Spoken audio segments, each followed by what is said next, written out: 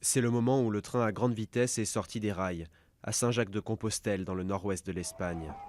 Peu de temps après, une scène d'apocalypse, comme le montrent ces images amateurs. Dios mío, el día de Santiago!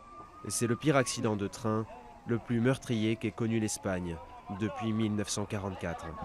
Por favor! 80 morts et 200 blessés. Un jour terrible pour le Premier ministre espagnol, qui a décrété 3 jours de deuil national. Hoy es un día muy difícil. Hoy hemos vivido un accidente. Aujourd'hui, nous vivons un drame affreux qui restera longtemps dans nos mémoires. Pour un natif de Santiago comme moi, je crois que c'est le jour le plus triste de mon existence. Como yo, créanme que este es el día del apóstol más triste de mi vida. Toute la nuit, les secours ont travaillé à extraire les corps et les survivants, aidés parfois par les habitants de la région. Eh bien, j'étais chez moi quand tout d'un coup j'ai senti comme un coup de tonnerre et comme du feu, beaucoup de fumée. Mes filles m'ont dit il s'est passé quelque chose avec un train. On est venu ici et le train était passé par-dessus bord. Il y avait des gens étalés un peu partout.